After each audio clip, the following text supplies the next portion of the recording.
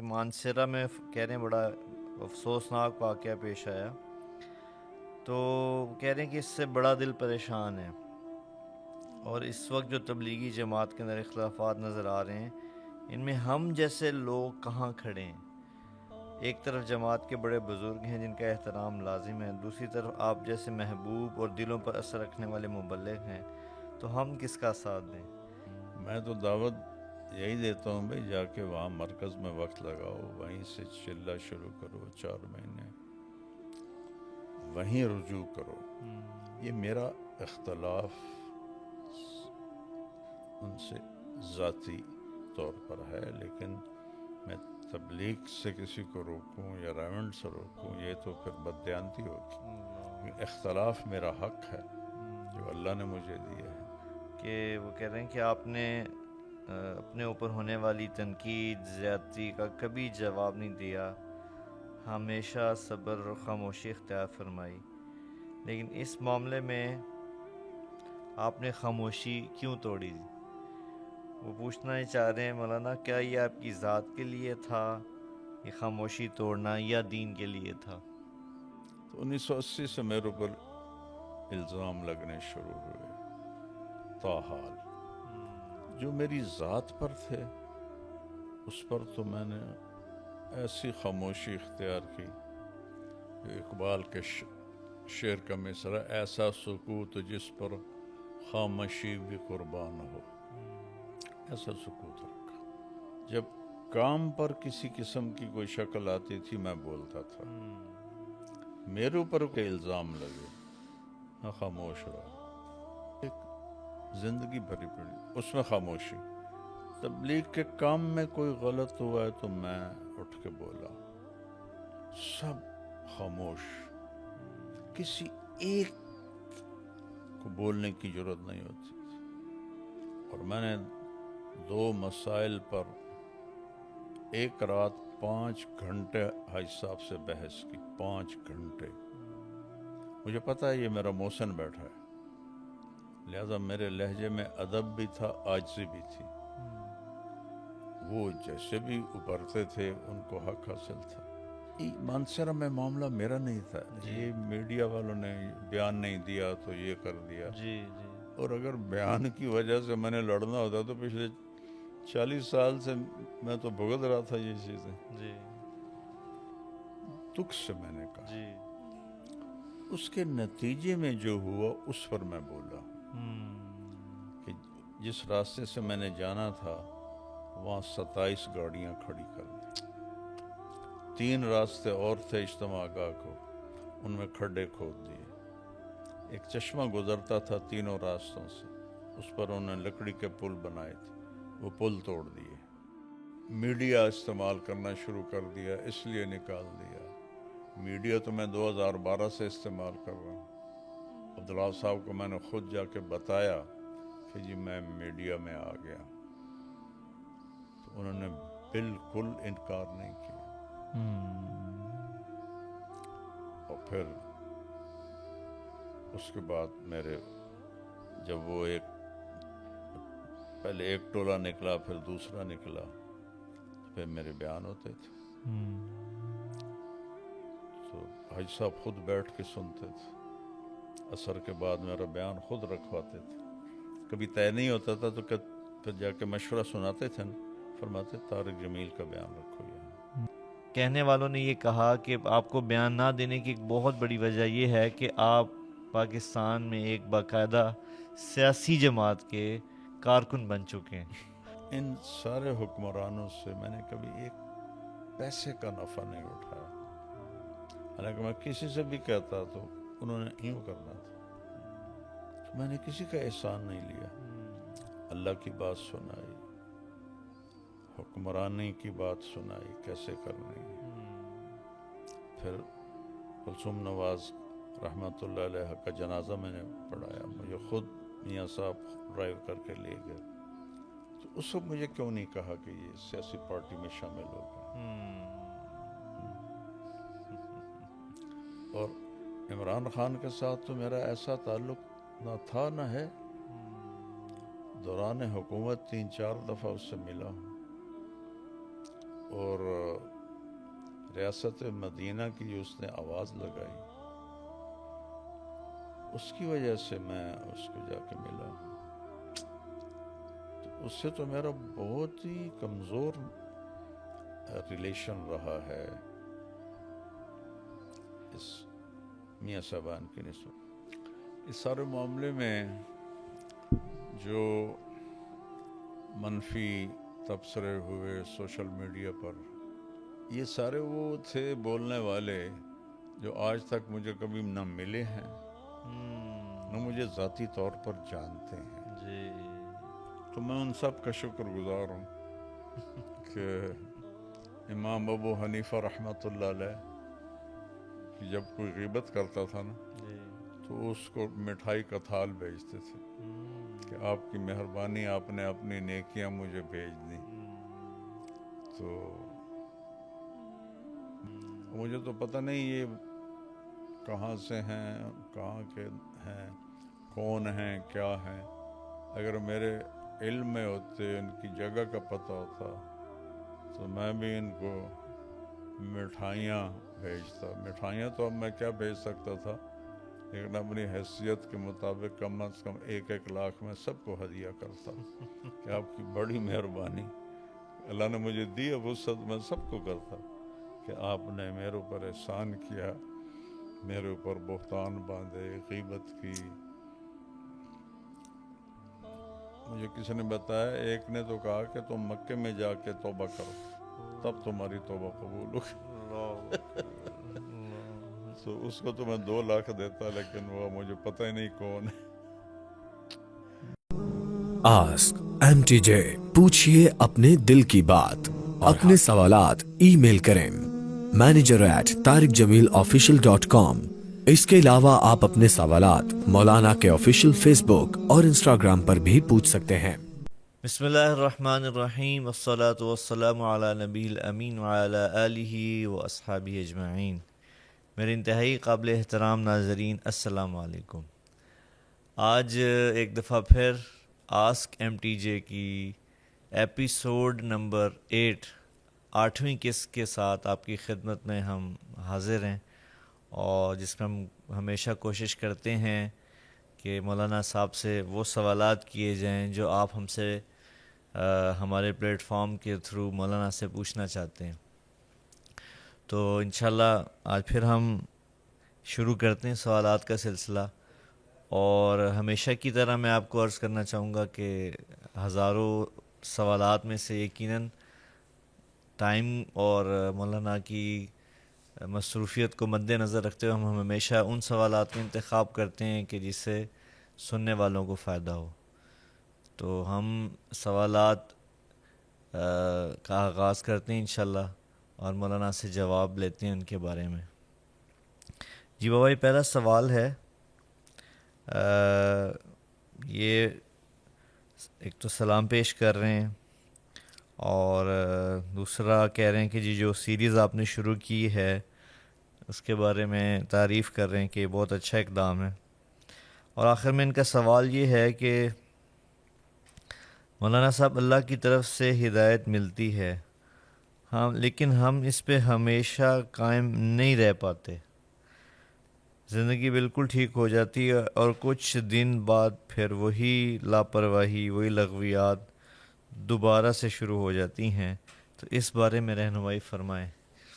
بسم اللہ الرحمن الرحیم، الصلاۃ والسلام علی رسولہ الکریم وعلی آلہ واصحابہ اجمعین۔ ہدایت اور ایمان، ان کو تھوڑا الگ کرنا پڑے گا۔ ایمان تو دل میں آتا ہے تو وہ کمزور سے کمزور مسلمان بھی وہ اس پہ باقی رہتا ہے۔ بہت کم لوگ ہوتے ہیں بد نصیب جو ایمان کا راستہ چھوڑ دیں، جیسے آج کل ایک ہوا چلی ہوئی ہے ہمارے یونیورسٹیز میں تو ایتھیسٹ ہوں، میں تو ایتھیسٹ، ایک فیشن بن گیا، نہ ان کو پتہ ہے کہ وہ کیا کہہ رہے ہیں، نہ ان کے پاس علم ہے کہ کس بنیادوں پہ کہہ رہے ہیں، لیکن ایک ہوا چلی ہے تو اس پر کچھ ہماری نسل گمراہ ہوئی ہے۔ لیکن اللہ کا شکر ہے ساری امت مسلمہ کمزور سے کمزور بھی ایمان پہ باقی ہوتا ہے۔ ہدایت وہ نور ہے جس سے آدمی عمل پہ قائم ہوتا ہے۔ اب ہدایت کبھی کم ہوتی ہے، کبھی زیادہ ہوتی ہے، کبھی درمیان میں ہوتی ہے، تو اس لیے اللہ تعالیٰ نے کسی دعا کا مانگنا فرض قرار نہیں دیا۔ صرف ایک دعا ہے جس کو اللہ نے کہا مانگو، یہ تم پر فرض ہے، اہدنا الصراط المستقیم، یا اللہ ہمیں سیدھا راستہ دکھا، ہمیں ہدایت دے۔ جی تو پھر اس کا تکرار فرض کیا، 17 رکعتیں تو فرض ہیں، ہر رکعت میں مانگو اہدنا الصراط المستقیم۔ اس کے بعد سنت نوافل ان کی تو کوئی انتہا کوئی نہیں، جتنے مرضی کوئی نفل پڑھ لے، اور سنت مؤکدہ بھی مخصوص ہیں۔ ہر نفل، ہر سنت غیر مؤکدہ، ہر سنت مؤکدہ میں اللہ تعالیٰ نے کہا مانگو اہدنا الصراط المستقیم۔ اور دیکھیں آپ کسی دعا کو بھی اللہ تعالیٰ نے اس طرح فرض قرار نہیں دیا کہ یہ اوپر نیچے ہوتی رہتی ہے۔ تو اس لیے ہر وقت جو ہدایت کا راستہ لے کر آئے، ہمارے نبی صلی اللہ علیہ صلی اللہ وسلم، علیہ وسلم، ان کو بھی کہا آپ بھی مانگیں، آپ بھی مانگ رہے ہیں۔ جی تو لہٰذا ہدایت کا جو ہے درجہ وہ اوپر نیچے ہوتا رہتا ہے۔ بالکل صحیح۔ تو اس کے لیے پھر یہ بار بار اللہ سے مانگنا ہے۔ ہم چونکہ روٹین میں پڑ جاتے ہیں، وہاں پہنچ کے ہماری کیفیت دعا کی نہیں بنتی، تو اس لیے وہ ہماری دعا اتنی پر اثر نہیں ہوتی۔ اگر وہاں ایاک نستعین پر تھوڑی دیر رک جائیں، پھر خیال کریں کہ میں محتاج ہدایت ہوں، پھر یہ مانگیں، تو انشاءاللہ استقامت اللہ نصیب فرمائیں گے۔ باقی کبھی سستی کبھی چستی یہ انسانی فطرت کا حصہ ہے، یہ اس سے لڑ کے ہی چلنا پڑتا ہے۔ بے شک جزاک اللہ جی۔ کنزا شکیل ہیں اور یہ بھی انتہائی محبت کا اظہار کر رہی ہیں، کہیں کے بیانات سنتی ہیں اور دعا کا کہہ رہی ہیں کہ اللہ مجھ سے دین کا کام لے لے، اور اپنے روضہ رسول کی زیارت نصیب فرما دے۔ یہ کہتی ہیں کہ میں اللہ کی محبت میں تڑپ میں جان دینا چاہتی ہوں، اس بارے میں آپ سے رہنمائی چاہتی ہوں۔ ایک شخص نے آ کر اللہ کے نبی سے پوچھا کہ میں چاہتا ہوں اريد ان يحبني اللہ ويحبني الناس، تو آپ نے فرمایا ازہد فی الدنیا یحبک اللہ، دنیا سے بے رغبت ہو جا، اللہ تو اس سے پیار کرے گا. اِزْهَدْ فِي مَا عِنْدَ النَّاسِ يُحِبُّكَ النَّاسِ. اور جو لوگوں کے پاس جو کچھ ہے اس سے بھی بے رغبت ہو جا تو لوگ تو اس سے پیار کریں. لوگوں پہ نہ امید باندھ، نہ ان کو جو کچھ ملا ہے دیا ہے اس سے کچھ لینے کی تمنا کر، تو لوگ بھی پیار کریں گے. کیونکہ اللہ کا معاملہ یہ ہے، اس سے مانگو تو خوش ہوتا ہے، نہ مانگو تو ناراض ہوتا ہے. لوگوں کا معاملہ یہ ہے، ان سے مانگو تو وہ گھبراتے ہیں، ناراض ہوتے ہیں، نہ مانگو تو بڑے خوش ہوتے ہیں. میں یہاں ایک بات بھی کیا کرتا ہوں، اگر کسی سے باعزت طریقے سے جان چھڑانی ہو تو اس سے قرضہ مانگنا شروع کر دو، تو انشاءاللہ آپ کا نمبر ہی ڈیلیٹ کر دے گی. تو دوسری جگہ یہی سوال ایک اور طرح کیا کہ یا رسول اللہ ارید ان اکون من احباب اللہ ورسولہ، میں چاہتا ہوں اللہ اس کا رسول جن سے پیار کرتے ہیں نا، میں بھی ان میں شامل ہو جاؤں. تو آپ نے جواب دیا احبب ما احب اللہ ورسولہ تکن من احبابہما. کہ جی میں چاہتا ہوں کہ میں اللہ اس کے رسول کا پیارا بن جاؤں. تو آپ نے فرمایا جو اللہ اور اللہ کے رسول کو پسند ہے تو اس کو اپنی پسند بنا لے. اللہ اس کا رسول جس چیز سے پیار کرتا ہے تو بھی اس سے اپنا پیار بنا لے تو اللہ کا بھی محبوب بن جائے گا، اللہ کا رسول کا بھی محبوب بن جائے گا. اور پھر چونکہ اللہ کو پتہ ہے گناہ سے اللہ کی محبت نہیں ٹوٹتی، ختم ہوتی. گناہ ہو گیا توبہ کر لی جی تو اللہ کی محبت باقی ہے. لیکن گناہ کر کے توبہ نہ کرے پھر محبت ختم ہو جاتی. تو اس چیز کو مضبوطی سے پکڑیں کہ اللہ اس کا رسول کی پسند میری پسند بن جائے، جو اس سے ناپسند ہے میں بھی ناپسند کروں. اگلی بات میں تسلی کے لیے کہہ رہا ہوں کہ جو کہ ہم پرزہ نہیں ہیں کہ جہاں فٹ ہوگا بس وہ وہاں ویسے ہی چلے گا. انسان ہے، اپ ڈاؤن اس کے اندر ہوتا ہے. جی تو اللہ نے اس کا ازالہ رکھا ہے.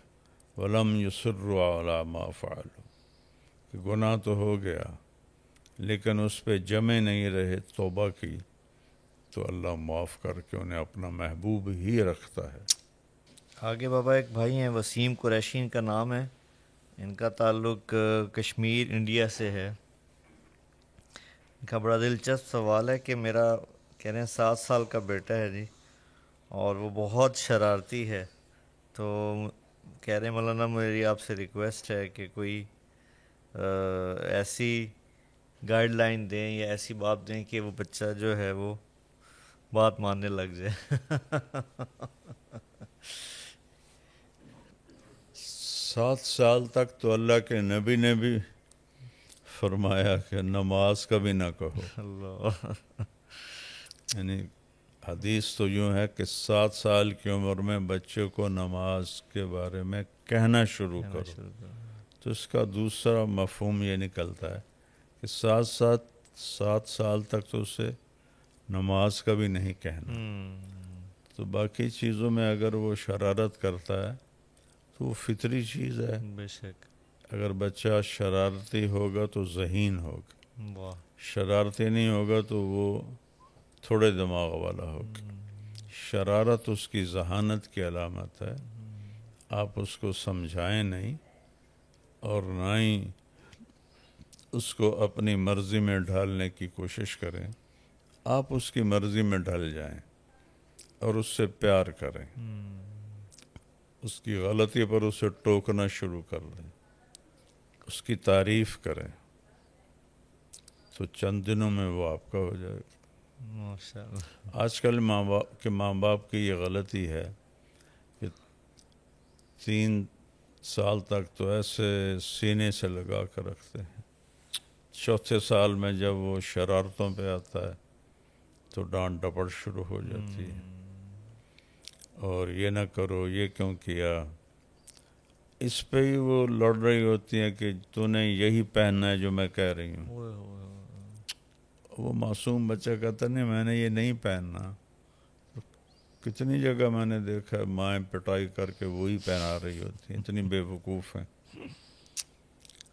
تو اس طرح بچے کو جیسے دودھ پیتے بچے کو لیا جاتا ہے نا، ایسے ہی اس کے بڑا ہونے تک یہی سلوک اس کے ساتھ رکھنا ہوتا ہے۔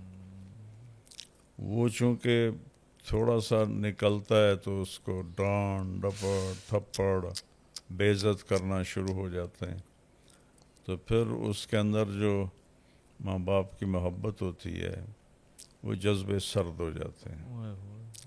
اس کے اوپر کہ 3 سال کے بچے کو اسکول بھیجتی ہیں، وہ رہی صحیح کسر بھی نکل جاتی۔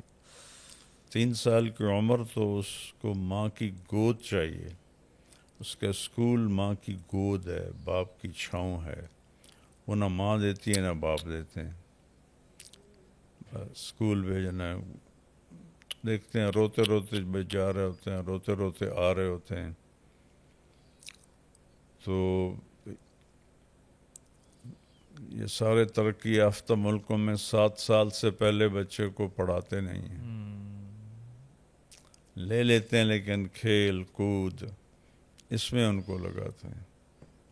یہاں 3 سال کے بچے کا اتنا بڑا بستہ بن جاتا ہے۔ میں وہاں فیصل آباد میں جو لاؤنج میں داخل ہو تو اتنا بڑا بیگ پڑا ہوا تھا، میں نے کہا یہ کپڑوں کا بیگ یہاں سیڑھیوں پہ پڑا ہے، یہ کیا بات ہوئی؟ تو میں نے پوچھا نوکرانی سے کہ یہ بیگ یہاں کیوں پڑا ہوا کپڑوں کا؟ کہا جی یہ کپڑوں کا بیگ نہیں، علی میاں کا بستہ ہے۔ علی اس وقت عالم چوتھی میں پڑھتا تھا۔ تو ایک اسکول والوں کی طرف سے بہت لالچ میں آ کر نسل کو تباہ کر رہا ہے، لیکن میں ان کو الزام نہیں دیتا، والدین کو الزام دیتا ہوں کہ جو 3 سال کے بچے کو اسکول بھیجتے ہیں، فیوچر بن جائے، فیوچر۔ اسکول کالج میں تو انسان ہی نہیں بنتے تو فیوچر کیا بنے گا؟ انسان تو بنتا ہے اللہ کے قرآن کو سیکھنے سے اور نبی کی زندگی کو سیکھنے سے، وہ وہاں ہے ہی نہیں۔ 12 جماعتیں تو میں نے بھی پڑھی ہیں، تو اچھے اسکول میں، اچھے government college top of the list تھا جب میں گورنمنٹ کالج لاہور میں داخل ہوا تھا، لیکن کبھی نہیں سنا کہ اچھا انسان کیسا ہوتا ہے، نبی کیسے تھے، تو پھر انہیں کیسے پتہ چلے گا؟ وہ حیوان بن جاتے ہیں۔ اس لیے اب ہمارے کالج یونیورسٹیز بچے بچیاں نشوں میں ڈوبے ہوئے، تو محبت دیں، پیار دیں، ٹائم دیں، وہ آپ کی ماننے لگ جائے گا۔ نہ آپ ٹائم دیتے ہیں، نہ محبت دیتے ہیں، نہ اظہار محبت کرتے ہیں، تو پھر وہ کیسے کرے گا؟ تالی تو دونوں ہاتھوں سے بجتی ہے۔ اچھا بابا، آگے طاہر صادق ہیں، یہ پوچھنا چاہتے ہیں ان کا کہ مانسیرہ میں کہہ رہے ہیں بڑا افسوسناک واقعہ پیش آیا، تو کہہ رہے ہیں کہ اس سے بڑا دل پریشان ہے، اور اس وقت جو تبلیغی جماعت کے اندر اختلافات نظر آ رہے ہیں ان میں ہم جیسے لوگ کہاں کھڑے ہیں؟ ایک طرف جماعت کے بڑے بزرگ ہیں جن کا احترام لازم ہے، دوسری طرف آپ جیسے محبوب اور دلوں پر اثر رکھنے والے مبلغ ہیں، تو ہم کس کا ساتھ دیں؟ اور یہ جو اتحاد اور جوڑ کی فضا ہے، اس کو یہ دوبارہ تبلیغ میں واپس کیسے آئے گی؟ کیسے تبلیغ کا کام جڑے گا؟ اس میں ہم آپ کی رہنمائی چاہتے ہیں۔ اللہ تعالیٰ کے محبوب صلی اللہ تبارک و تعالیٰ علیہ وسلم نے صلی اللہ علیہ وسلم 4 دعائیں مانگی تھیں۔ مسجد اجابہ وہاں بنائی گئی، 1000 اور تقریباً 1040 سال تک تو وہ مسجد قائم تھی۔ اب جب توسیع حرم ہوئی تو اس کو پھر وہاں سے ہٹا دیا گیا، توڑ دیا گیا کہ یا اللہ ان پر کوئی آسمانی عذاب نہ آئے جو انہیں ہلاک کر دے، تو اللہ تعالیٰ نے فرمایا قبول ہے۔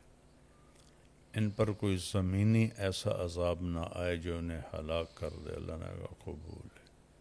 ان پر کوئی ایسا دشمن مسلط نہ ہو جو انہیں ہلاک کر دے، آپ نے کہا قبول ہے۔ چوتھی دعا مانگی ان میں اختلاف نہ ہو، تو اللہ نے فرمایا اختلاف تو رہے گا، یہ امتحان ہے میرے محبوب، مجھے امتحان بھی تو لینا ہے، یہ امتحان ہے، رہے گا۔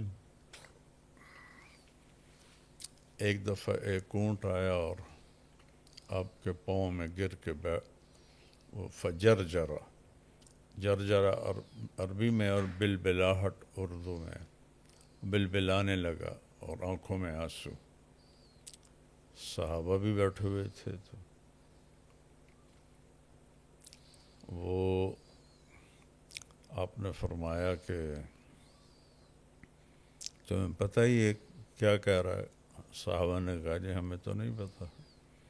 کہ یہ کہہ رہا ہے کہ جب میں جوان تھا میرا مالک مجھ سے کام لیتا رہا، اب میں بوڑھا ہو گیا ہوں تو مجھے ذبح کرنا چاہتا ہے، یہ فریاد لے کر آیا۔ اتنے میں وہ بدو بھی آ گیا، صحابی بھی آ گئے، دیہاتی تھے۔ تو آپ نے فرمایا یہ اونٹ تیرا ہے؟ کہا جی ہاں۔ کہا میری ایک گزارش ہے۔ کہ جی فرمائیں، کہ یہ مجھے ہدیہ کر دو۔ کہا جی آپ کے تو سب کچھ قربان ہے۔ تو ہم نے کہا جا تو آزاد ہے۔ تو وہ کھڑا ہوا، فجرجرا، پہلی دفعہ بلبلایا، آپ نے کہا آمین۔ پھر وہ دوسری دفعہ جرجرا، آپ نے فرمایا آمین۔ پھر تیسری دفعہ جرجرا، بلبلایا، تو آپ رونے لگے۔ وہ اونٹ کو لے کے چلا گیا۔ صحابہ نے پوچھا یا رسول اللہ یہ کیا؟ فرمایا پہلی دفعہ بلبلایا تو اس نے کہا اللہ آپ کے خوف دور کرے جیسے آپ نے میرے خوف دور کیے۔ تو میں نے کہا آمین۔ اور اس نے دوسری دعا یہ کی کہ اللہ آپ کی امت کی بھی حفاظت کرے جیسے آپ نے میری حفاظت کی۔ میں نے کہا آمین۔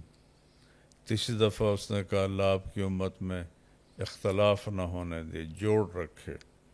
تو اس پہ میں رو دیا کہ یہ تو میری بھی اللہ نے نہیں سنی۔ اللہ، تو یہ ایک فطری چیز ہے کہ اختلاف اس دنیا میں باقی رہے گا، یہ جنت میں جا کے ختم ہوگا۔ جو کہتا ہے وَنَزَعْنَا مَا فِي صُدُورِهِم مِّنْ غِلٍّ إِخْوَانًا عَلَى سُرُرٍ مُتَقَابِلِينَ۔ جو چیز وجہ اختلاف ہے وہ ہم ان کے دلوں سے نکال دیں گے جنت میں جاتے ہوئے، تو پھر وہ ہمیشہ بھائی بھائی بن کے رہیں گے۔ سبحان اللہ۔ اس لیے محبوب ترین انسان صحابہ، ان میں اختلاف ہوا، جی، اور وہ آج تک مختلف شکلوں میں اختلاف یہ چل رہا ہے۔ اللہ کے نبی سے براہ راست سن کر بھی صحابہ 2 ٹکڑوں میں ہو گئے. آپ نے کہا کہ جو اللہ اور آخرت میں ایمان رکھتا ہے وہ عصر کی نماز بنو قریظہ جا کے پڑھے. یہ جنگ اس کے خندق کے بعد کا واقعہ ہے. جبریل آیا یا رسول اللہ آپ نے ہتھیار اتار دیے؟ ہم نے تو نہیں اتارے. اللہ کا حکم ہے بنو قریظہ پہ چڑھائی کریں. انہوں نے بدعہدی کی تھی. تو اب نے کہا میرے صحابہ بڑے تھک گئے ہیں. کہ آپ گھبرائیں نہیں، میں ان کے دلوں میں روب ڈال دوں گا، بنو قریظہ کے دلوں. تو پھر آپ نے کہا اس وقت عصر کا وقت تنگ ہو رہا تھا. جو اللہ اور آخرت پر ایمان رکھتا ہے وہ نماز بنو قریظہ میں پڑھے. کوئی بیچ میں راوی نہیں. جی یہ رسول ہیں، یہ صحابہ ہیں. راستے میں وہ چل پڑے. راستے میں عصر کا وقت قضا ہونے لگا. تو ایک ساتھ تب کہنے کا بھائی نماز جا رہی ہے، نماز تو پڑھو. دوسرے نے کہا کہ اللہ کے نبی نے کہا تھا بنو قریظہ میں پڑھنی ہے. وہ پہلوں نے کہا اس کا مطلب تھا جلدی پہنچو، یہ تھوڑے تھا کہ نماز قضا کر دو. کہا نا بھائی جو ہم نے سنا ہم تو وہی کریں گے. انہوں نے کہا بھی ہم نماز تو نہیں چھوڑیں گے. وہ وہیں رہ، انہوں نے عصر کی نماز پڑھی. دوسرا چلتا رہا، ان کی قضا ہو گئی. انہوں نے پھر وہاں جا کے پہلے عصر کی قضا پڑھی، پھر مغرب پڑھی.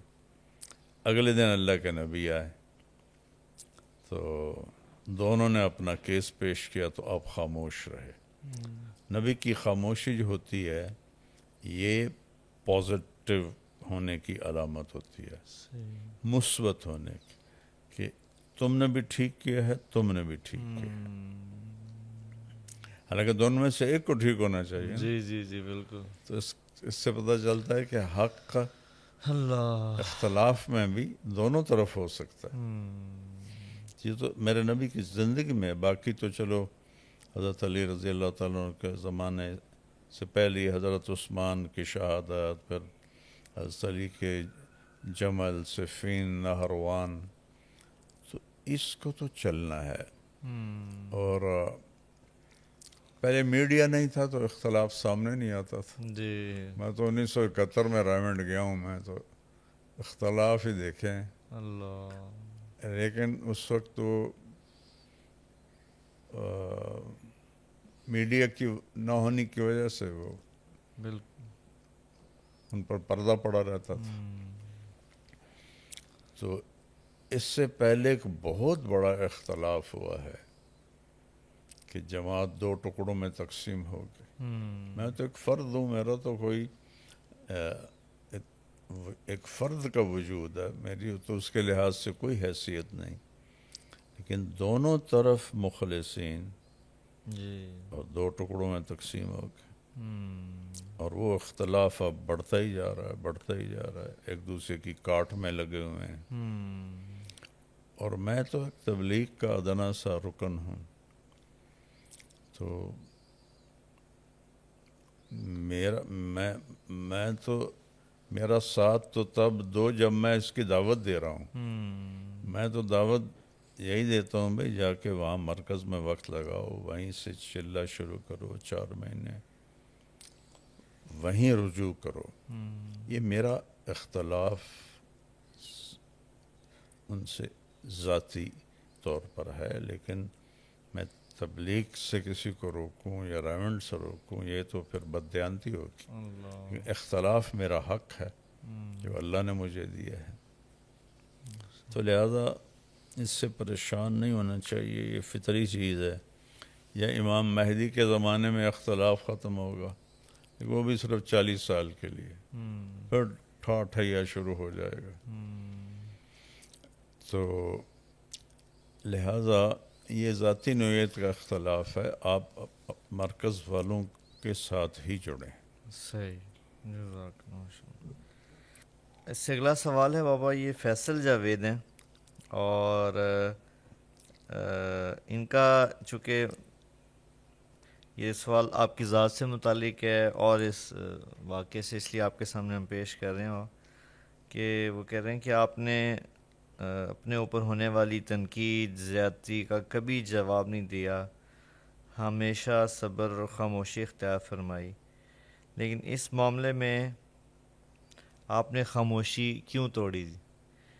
وہ پوچھنا ہی چاہ رہے ہیں مولانا، کیا یہ آپ کی ذات کے لیے تھا یہ خاموشی توڑنا یا دین کے لیے تھا؟ دیکھو بیٹا، میری ذات پر جب زد پڑتی رہی وہ 1980 سے ہی شروع ہو گئی تھی. یا مجھے اللہ نے شہرت دی، کوئی نہ کسی کو مشہور کر سکتا ہے، بے شک، نہ کوئی کسی کو گمنام کر سکتا ہے، بے شک، کوئی کسی کو نہ عزت دے سکتا ہے، نہ کوئی کسی کو ذلیل کر سکتا ہے. اللہ تعالیٰ نے میرے ساتھ جو کیا میں نے تو خود کبھی نہیں سوچا تھا. یہ اس کی مہربانی کرم ہے، اس کا احسان ہے. تو شہرت کے ساتھ حسد یہ ایک لازمی چیز ہے. چیز، بے شک، جب 1980 میں میں نے سال شروع کیا تو میرے بیانوں کی نوعیت مختلف تھی کہ بر صغیر میں علماء قرآن کو نہیں پڑھتے بیانوں میں، کوئی ایک آدھ آیت دو آیتیں، حدیث تو بالکل ہی نہیں پڑھتے، اس کا مفہوم بیان کر دیتے جی ہیں، جی، جو ظاہری طور پہ ایک شکل بنی، باقی تو اللہ ہی کرنے والا ہے. میں ہر بات کو قرآن سے جوڑتا تھا، جی، اور یہ محض میرے اللہ کا کرم، میں نے اس کے لیے کوئی کوشش نہیں کی، محض اللہ کی طرف سے ہو. حدیث کو میں نے مشکات سے اپنے ذوق سے یاد کرنا شروع کیا ماشاء اللہ، کہ اپنا ذوق بھی تھا، اور لیکن رہبری اور رہنمائی جو مجھے ملی وہ مولانا اسلم صاحب رحمۃ اللہ علیہ ہمارے اکابر میں سے تھے، جی، نشتر کالج کے خطیب تھے. تو 1983 میں ان کا انتقال ہوا. تو میرا چلہ تھا 1979 میں، تو میں نے چلے کی بجائے پوری چھٹیاں لگائیں، عید سے ایک دن پہلے گھر آیا کہ اگلے سال میں مشکات پڑھنے لگا. ہماری ملتان تشکیل ہوئی تو راونڈ کے طالب علم کی حیثیت سے مجھے جانتے تھے بڑی اچھی طرح، چونکہ میں خدمت میں ہوتا تھا. تو مجھ سے کہنے لگے، ہم جا کے ملے تو کہنے لگے کیا کر رہے ہو؟ میں نے کہا جی اگلے سال مشکات. فرمایا کتاب الرقاق سے ایک حدیث روزانہ یاد کر لیا کرنا. یہ مجھے کیوں مل گیا، ذوق تھا جی، لیکن یہاں تک کوئی رہنمائی نہیں تھی. اب میں نے یاد کرنی شروع کر دی، 2 سال لگا رہا. تو میرے پاس ایک احادیث کا بہت بڑا ذخیرہ سینے میں جمع ہو گیا. ماشاء اللہ، اب تو وہ بھول گئی ہیں، چونکہ وہ جب تک اس کو بار بار دہرایا نہ جائے جی، تو پھر وہ ہاتھ سے نکل جاتی ہیں. جی، تو زندگی میری اللہ نے تبلیغ میں لکھ دی تھی کہ سفر سفر سفر. تو بہرحال میں نے احادیث کو جب بیان میں کہنا شروع کیا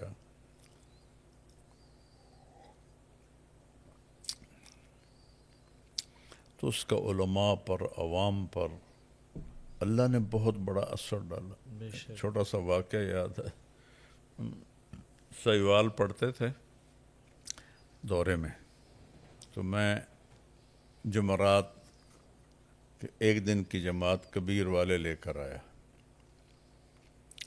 تو مفتی عبد القادر صاحب رحمۃ اللہ علیہ اس وقت وہاں نماز پڑھاتے تھے اور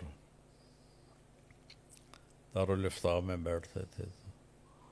انہوں نے مغرب کے بعد کھڑے ہو کے خود اعلان کیا، اور پہلا جو لفظ بولا وہ مجھے یاد ہے، باقی نہیں. اب دیکھو بات کو 40-45 سال ہو گئے کہ دیکھو بھائی، الجنس الی الجنس جمیل، بھینسیں بھینسوں کی بہنیں ہوتی ہیں، یہ اس کا اردو محاورہ ہے۔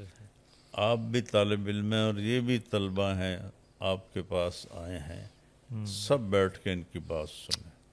میرا تو کوئی تعارف نہیں تھا، جی تو مولانا منظور الحق صاحب رحمۃ اللہ علیہ تھے، مولانا عبد الخالق صاحب رحمہ اللہ جنہوں نے مدرسہ بنایا، ان کے بھتیجے تھے۔ وہ بہت راسخ عالم تھے، اور خاص طور پر منطق کے تو وہ بادشاہ تھے۔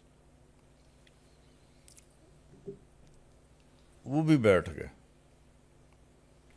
مجھے نہیں پتا وہ بیٹھے ہوئے ہیں۔ ایک ہمارا جماعت کا ساتھی طالب علم ان کے ساتھ بیٹھا تھا، تو جب بیان ختم ہوا تو کہنے لگا، اٹھیو بھائی، میرے اتنے بھی اثر ہو گیا کہ دائی نہ لکھا دے وہاں۔ ان کی ہماری زبان تھی ان کی، اٹھیو بھائی میرے اتنے بھی اثر ہو گیا کہ دائی میں نہ لکھا دوں۔ تو یہ ایک وہابی چیز تھی۔ تو 1980 سے میرے اوپر الزام لگنے شروع ہوئے، تاحال جو میری ذات پر تھے اس پر تو میں نے ایسی خاموشی اختیار کی۔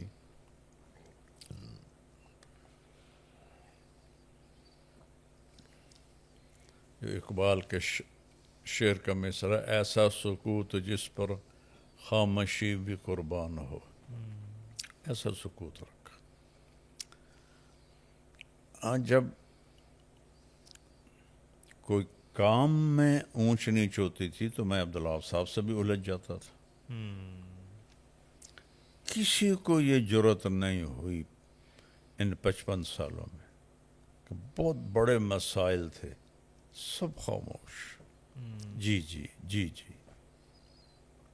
ایک میری ذات جس پر میں نے مولانا جمشید صاحب سے ٹھڈے بھی کھائے، مکے بھی کھائے۔ اس وقت میری شہرت ہو چکی تھی پورے تبلیغی دنیا میں، تو دونوں اکٹھے تھے۔ میں نے عرض کیا کہ یہ بات غلط چل رہی۔ جب کام پر کسی قسم کی کوئی شکل آتی تھی میں بولتا تھا، میرے اوپر کوئی الزام لگے میں خاموش رہا۔ ایک زندگی بھری پڑی اس میں خاموشی۔ تبلیغ کے کام میں کوئی غلط ہوا ہے تو میں اٹھ کے بولا، سب خاموش، کسی ایک کو بولنے کی ضرورت نہیں ہوتی تھی۔ اور میں نے 2 مسائل پر ایک رات 5 گھنٹے حاج صاحب سے بحث کی، 5 گھنٹے۔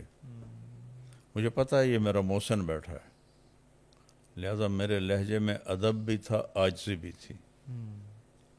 وہ جیسے بھی ابھرتے تھے ان کو حق حاصل تھا۔ 2 مسائل میں 5 گھنٹے ایک رات، پھر ایک رات چھوڑ کر 5 گھنٹے دوسری رات مدینہ منورہ میں۔ بہت ہاٹ ایشو تھے، میں اس کو میڈیا پہ نہیں لانا چاہتا۔ ہندوستان والے موجود، بنگلہ دیش والے موجود، پاکستان والے موجود، آپس میں چھ میں گوئیاں کر رہے ہیں، آگے جانے کی جرت کوئی نہیں کر۔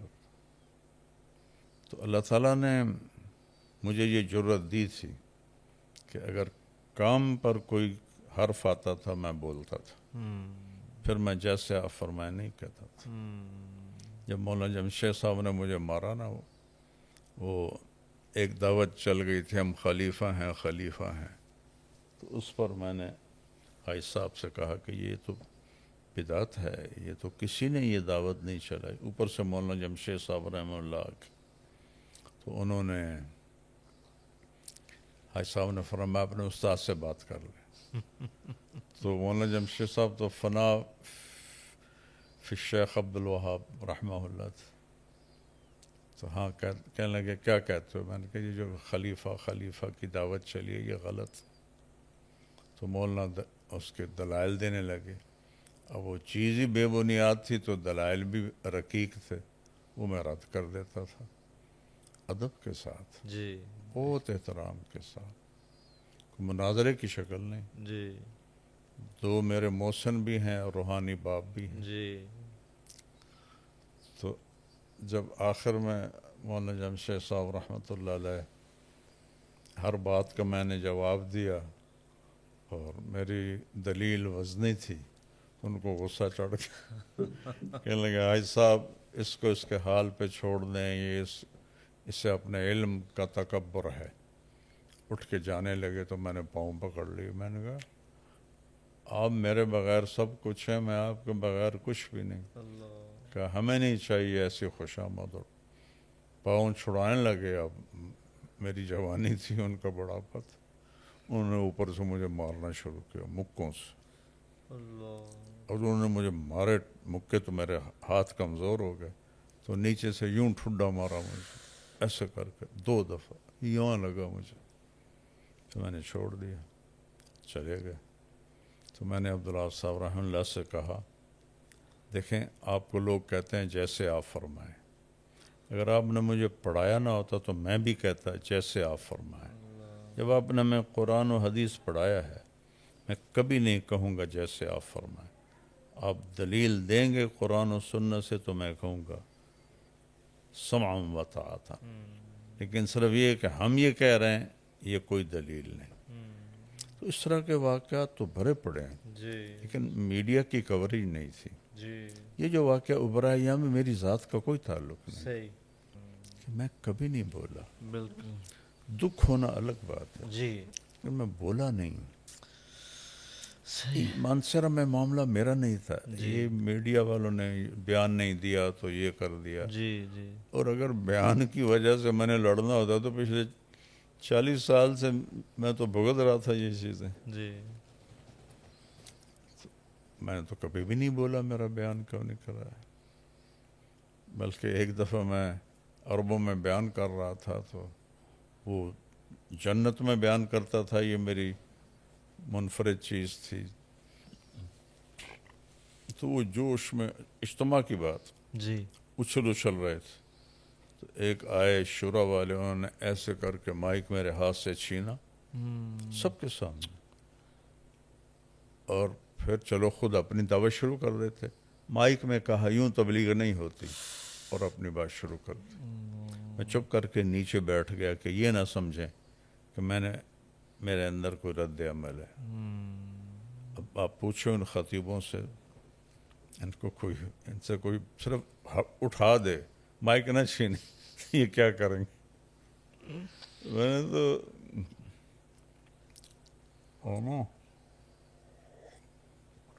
جو تار سے نکلی ہے وہ دھن سب نے سنی ہے، جو ساز پہ گزری ہے وہ کس دل کو پتا ہے۔ تو یہاں بھی معاملہ آیا کہ میں نے کبھی بیان کا مطالبہ رکھا ہی نہیں، جی کبھی بھی نہیں رکھا میرا بیان کراؤ، اتنے سالوں سے ہو رہا ہے، خاموش رہا ہوں۔ یہاں میں نے کہا میرا ظہر کا بیان کروا دو، مجمع بہت زیادہ آیا نوجوانوں کا میرے نام پر، تو سارے خاموش بیٹھے رہے، تو مجھے تھوڑی دکھ ہوا، چونکہ مولوی خورشید کا تو میں نگران تھا جب یہ رائمنڈ پڑھتا تھا، چھوٹا تھا، اور مولانا جمشید صاحب رحمہ اللہ نے مجھے اس کا نگران بنایا تھا، اور مولوی اعلیٰ کے میرے سامنے بیٹھ کے ہدایات سنتا تھا، بیان سنتا تھا، تو چھوٹے بڑے کا احترام اس کو بھی الگ کر دو۔ تو میں نے چڑھ کے کہا ٹھیک ہے پھر میں کل کروں گا بیان۔ ایسا نہیں کہ میں نے کوئی اس کو کرنا تھا، دکھ سے میں نے کہا، جی اس کے نتیجے میں جو ہوا اس پر میں بولا کہ جس راستے سے میں نے جانا تھا وہاں 27 گاڑیاں کھڑی کر دیں، 3 راستے اور تھے اجتماع گاہ کو، ان میں کھڈے کھود دیے، ایک چشمہ گزرتا تھا تینوں راستوں سے، اس پر انہوں نے لکڑی کے پل بنائے تھے، وہ پل توڑ دیے. اور اللہ. یہ بھی سننے میں ملا، چونکہ یہ تو ہمارے ساتھیوں نے خود آنکھوں سے دیکھا. جی. اور وہ جو ہوتی ہے نا نوکدار بجری، وہ بھی لا کے رکھ دی کہ اگر آنے کا پتہ چلا تو بچھا دیں گے، ٹائر پنچر ہو جائیں گے. واللہ عالم. اس کی مجھے تصدیق نہیں، جی. لیکن یہ 3 چیزوں کی مجھے تصدیق ہے. 27 گاڑیاں ایسے لگائیں کہ انسان بھی نہ گزر سکے.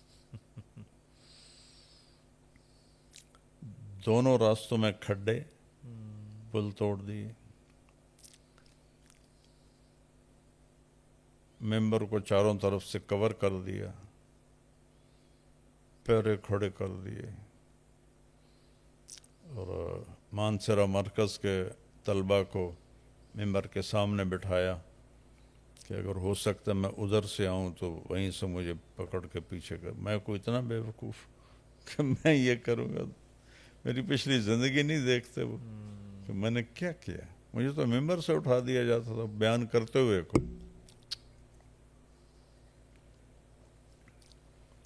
تو یہ صبر میرا اپنی ذات کے لیے آج بھی ہے. اور بولنا جب تبلیغ پہ حرف ہے، یہ میرا شروع سے ہے. فرق یہ ہے کہ اس وقت میڈیا کوریج نہیں تھی، بالکل. اب میڈیا کوریج تھی. تو اس پر پھر میں نے ان سب کو، یہ سارے تو مجھ سے چھوٹے ہیں، جی. جب میرے اکابر تھے، میں تو چھوٹوں کے آگے بھی جھکتا ہوں، لیکن جب وہ تجاوز کر گئے یہ تو مطلب غنڈہ گردی کی شکل بن گئی نا. جی. اس کی وجہ سے میں بولوں. اپنے لیے میرا صبر آج بھی ہے، لیکن جس کام کے لیے میرے 55 سال، میری جوانی، میرا لڑکپن، اور جو اس راستے میں نے دیکھا، برداشت کیا، تو اس پر حرف آئے گا تو مجھے دکھ ہوا. جی. اپنے دکھ تو میں چپ کر کے نہ کر لبوں کو سی، عشق ہے دل لگی نہیں، سینے پہ تیر کھائے جا، آگے قدم بڑھائے جا، یعنی زبان حال سے کہہ دے کہ ہاں ستائے جا. یہ میری ترتیب رہی ہے. جی. لیکن جب بھی تبلیغ پہ حرف آیا تو میں بولا ہوں، بھرے مجمع میں بھی بولا ہوں، اکیلے جا کے بھی بولا ہوں. تو یہاں بھی مسئلہ تبلیغ کا تھا کہ کہاں دشمن کو بھی قریب کرنا، کہاں جس نے زندگی پوری لگا دی اس کو روکنے کے لیے یہ غنڈہ گردی کرنا. تو چونکہ یہ مولوی خورشید، مولوی ذالک موجود تھے، شورا والے موجود تھے، ان کی موجودگی میں یہ ہوا. تو پھر میں نے ان کو پہلی دفعہ یہ میسج کیے. تو باقی تبلیغ سے تو میرا رشتہ وہی ہے جو جسم اور روح کا ہے. تو لہذا میں صبر نہیں اللہ کے فضل سے میرا ٹوٹا، ان کا جو تھا نا تجاوز، وہ حد سے بڑھ گیا تھا. اس پر میں بول رہا ہوں کہ یہاں تک تو تبلیغ نہ پہنچاؤ کہ تم کھڈے کھود رہے ہو. اس سارے معاملے میں جو منفی تبصرے ہوئے سوشل میڈیا پر، تو میں سنتا تو ہوں نہیں، چونکہ میں سنوں تو میرے سر میں درد ہو جاتا ہے. 5 منٹ سے زیادہ کوئی کلپ میں دیکھ لوں مجھے درد ہو جاتا ہے. جی. اس لیے وہ تو میں نے کسی کی بھی نہیں سنے، لیکن جو اس کے عنوان تھے وہ ضرور نظروں سے گزرے. جی. یہ سارے وہ تھے بولنے والے جو آج تک مجھے کبھی نہ ملے ہیں، نہ مجھے ذاتی طور پر جانتے ہیں، جی. نہ میری شخصیت کو جانتے ہیں. جی. جی. تو انہوں نے اتنا جھوٹ بولا، اتنا جھوٹ بولا. وہ ایک کہاوت ہے، اتنا جھوٹ بولو کہ سچ نظر آنے لگے. اللہ. اور پھر اپنے اس میں غصے کا اظہار، اور تو میں ان سب کا شکر گزار ہوں کہ امام ابو حنیفہ رحمۃ اللہ علیہ کہ جب کوئی غیبت کرتا تھا نا جی تو اس کو مٹھائی کا تھال بھیجتے تھے کہ آپ کی مہربانی، آپ نے اپنی نیکیاں مجھے بھیج دیں، تو بندہ آئندہ بھی یہ خدمت کرتا رہے گا۔ یہ تو میں نے اپنی طرف سے کہا ہے، ان کا اتنا ہی ہوتا تھا کہ آپ کی بہت مہربانی، آپ نے میری غیبت کر کے مجھے اپنی نیکیاں بھیجی تو میں آپ کو یہ مٹھائی بھیج رہا ہوں۔ مجھے تو پتہ نہیں یہ کہاں سے ہیں، کہاں کے ہیں، کون ہیں، کیا ہیں۔ اگر میرے علم میں ہوتے، ان کی جگہ کا پتہ ہوتا تو میں بھی ان کو مٹھائیاں بھیجتا۔ مٹھائیاں تو اب میں کیا بھیج سکتا تھا، لیکن اپنی حیثیت کے مطابق کم از کم 1-1 لاکھ میں سب کو ہدیہ کرتا کہ آپ کی بڑی مہربانی اللہ نے مجھے دی ہے، وسعت میں سب کو کرتا کہ آپ نے میرے اوپر احسان کیا، میرے اوپر بہتان باندھے، غیبت کی۔ مجھے کسی نے بتایا، ایک نے تو کہا کہ تم مکے میں جا کے توبہ کرو تب تمہاری توبہ قبول ہوگی۔ اللہ اکبر، اللہ تو اس کو تو میں 2 لاکھ دیتا، لیکن وہ مجھے پتہ ہی نہیں کون ہے۔ تو میں ان سب کا شکر گزار ہوں کہ جنہوں نے جانے بغیر، دیکھے بغیر، ایک حدیث میں آتا ہے ایک صحابی نے اللہ کے نبی کے سامنے کسی صحابی کے بارے میں کچھ کہا تو آپ نے فرمایا تم نے اس کے ساتھ معاملہ کیا ہے؟ کہا جی نہیں۔ سفر کیا ہے؟ کہا جی نہیں۔ کہ پھر تم غلط کہہ رہے ہو۔ تو انہوں نے تو مجھے دیکھا تھا کہ میرے بارے میں کیا کیا فتوے، کیا کیا، تو میں سب کا شکر گزار۔ مجھے ان پر غصہ کوئی نہیں، کیونکہ میں تو پچھلی پوری زندگی میرا یہ حال ہے، جو میرے منہ پر میری بےعزتی کر دے مجھے اس پہ غصہ نہیں آتا، میں اللہ کا شکر ہے پی جاتا ہوں۔ تو ان سب کا میں شکر گزار ہوں، انہوں نے مجھے اپنی نیکیاں بھیجی، اور اگر بھیجتے رہیں گے تو بڑا اچھا ہوگا، مجھے نفع ملتا رہے گا، ان کا نقصان ہوتا رہے گا۔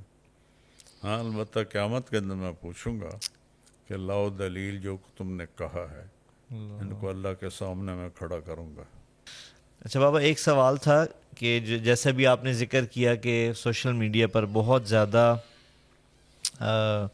منفیت ہوئی، بہت زیادہ آپ کے بارے میں ایسی باتیں کی گئیں جن کا یقیناً ہمیں بھی پتہ ہے کہ حقیقت سے کوئی تعلق نہیں تھا، ہم سب سوشل میڈیا دیکھنے والوں میں سے۔ ایک سوال جو بابا میں کرنا چاہوں گا کہ ان ساری باتوں میں، اس واقعے کے تناظر میں جتنی بھی ویڈیوز بنی اور جتنے بھی لوگوں نے تبصرہ کیا، اس میں ایک بہت زیادہ بات جو ہے اس کو بھی بہت زیادہ ابھارا گیا، وہ یہ تھا کہ آپ کے ساتھ یا جو سلوک روا ہوتا ہے یا آپ کو بیان نہیں دیا جاتا، جو کہ آپ نے پہلے واضح کر دیا ہے کہ بیان دینا یا نہ دینا آپ کا مسئلہ نہیں ہے، لیکن کہنے والوں نے یہ کہا کہ آپ کو بیان نہ دینے کی ایک بہت بڑی وجہ یہ ہے کہ آپ پاکستان میں ایک باقاعدہ سیاسی جماعت کے کارکن بن چکے ہیں، باقاعدہ رکن بن چکے ہیں، جس کی وجہ سے آپ کے ساتھ ہوا۔ اور اس میں میں تھوڑا سا ایک اور عرض کرنا چاہوں گا بابا کہ بہت سے ہمارے تبلیغی ساتھی جو ہیں، جو وہ بھی اس بات کو کلیم کرتے ہیں کہ مولانا ایک سیاسی جماعت کا باقاعدہ رکن بن چکے ہیں، ممبر بن چکے ہیں، اس وجہ سے ان کے ساتھ یہ سلوک ہوتا ہے۔ تو میں ناظرین کے لیے آپ سے پوچھنا چاہتا ہوں کہ اس میں کیا حقیقت ہے؟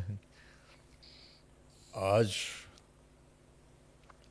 کی سیاسی جماعتیں جتنی بھی ہیں، کسی کا بھی میں حصہ بنوں تو یہ میری زندگی کی سب سے بڑی حماقت ہوگی، سب سے بڑی جہالت ہوگی، سب سے بڑی بے وقوفی ہوگی کہ یہ سیاست تو ہو ہی نہیں رہی، یہ تو نفرت، انتقام، کوئی کسی طرح دکان سجا کے بیٹھا ہے، کوئی کسی طرح دکان سجا کے بیٹھا ہے، کوئی کسی طرح دکان سجا کے بیٹھا ہے۔ تو اللہ کا شکر ہے میرے مالک نے مجھے اپنے استادوں کی جوتیاں سیدھی کرنے کی توفیق دی.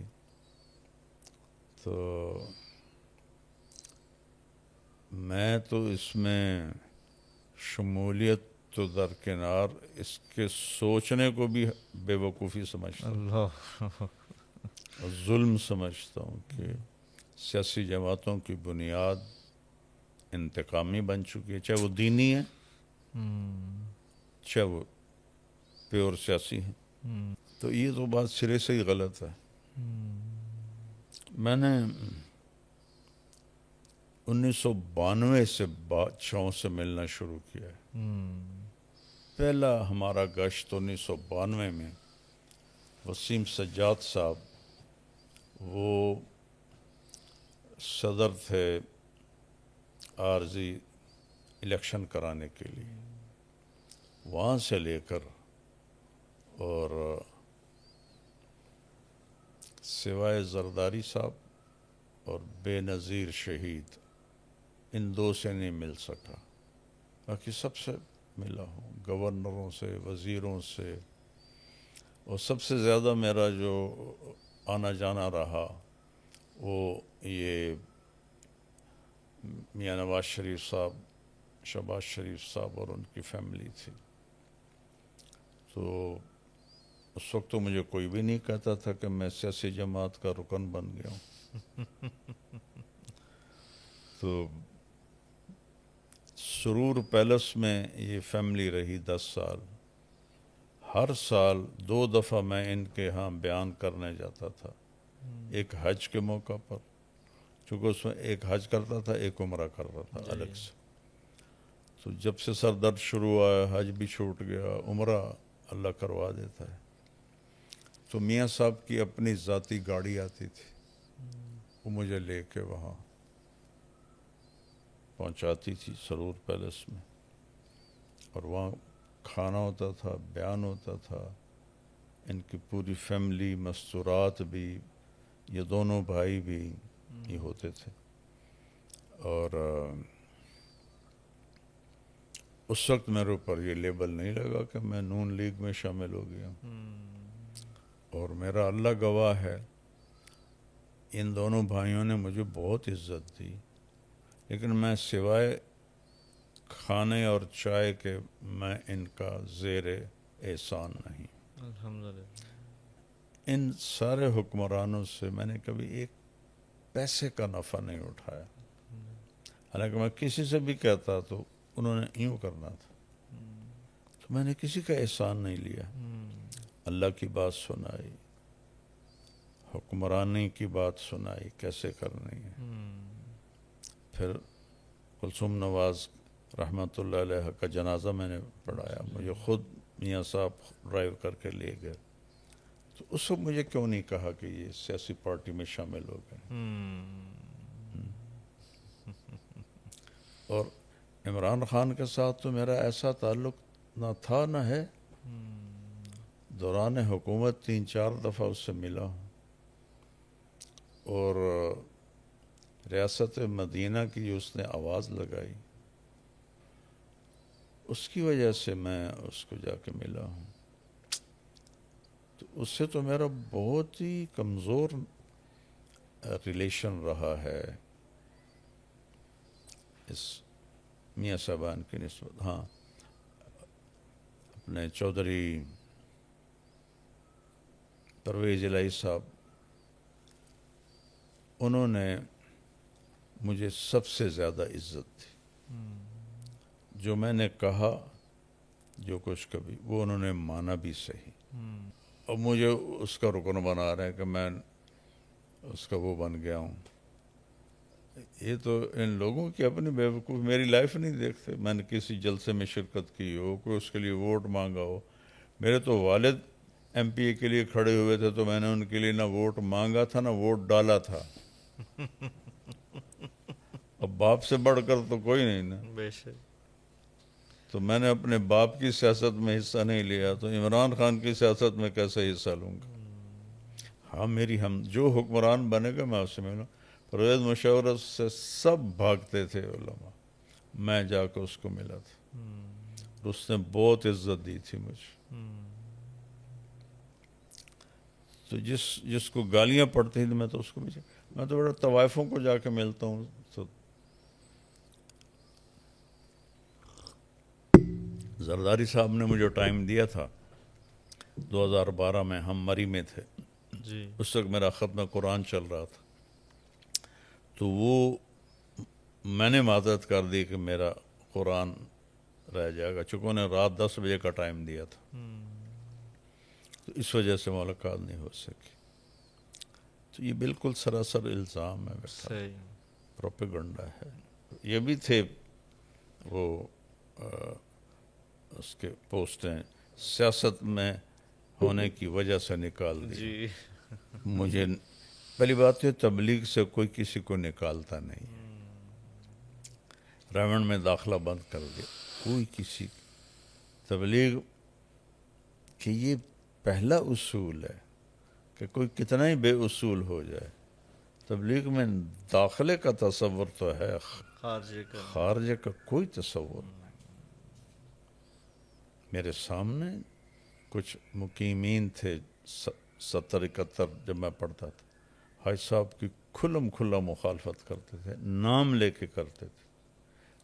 تو حاج صاحب سے پاورفل تو یہ نہیں ہے نا جو اب بیٹھے ہیں. جی.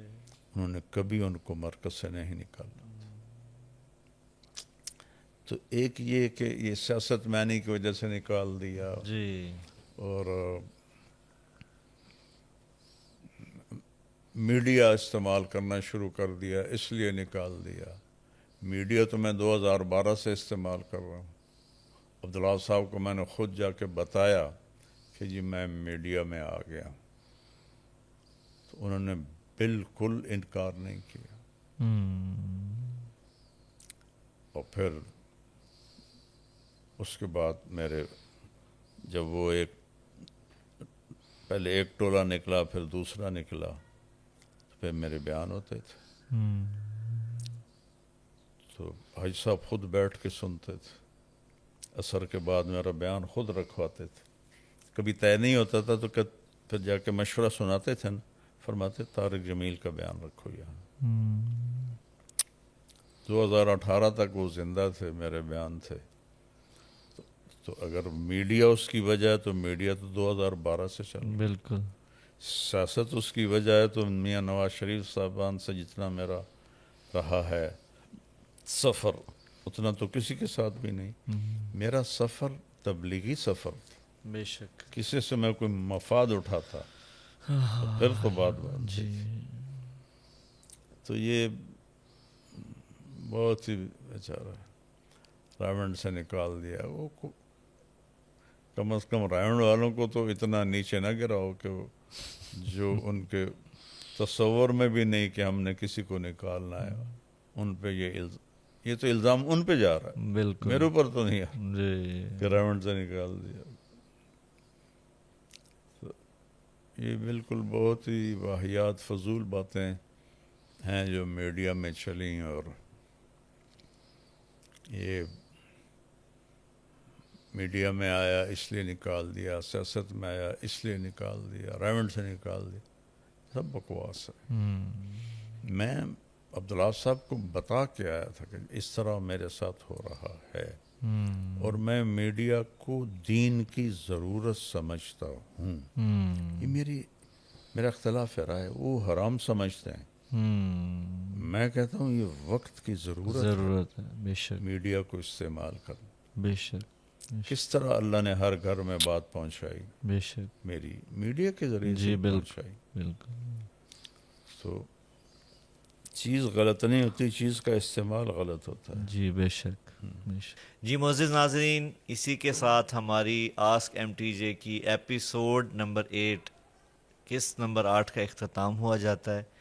انشاءاللہ اللہ کی ذات سے امید ہے کہ بہت جلد ہم آپ سے نیکسٹ ایپیسوڈ میں ملیں گے. اس وقت تک کے لیے آپ سے اجازت چاہتے ہیں. اللہ نگہبان. آسک MTJ، پوچھئے اپنے دل کی بات. اپنے سوالات ای میل کریں manager@tariqjamilofficial.com. اس کے علاوہ آپ اپنے سوالات مولانا کے آفیشیل فیس بک اور انسٹاگرام پر بھی پوچھ سکتے ہیں.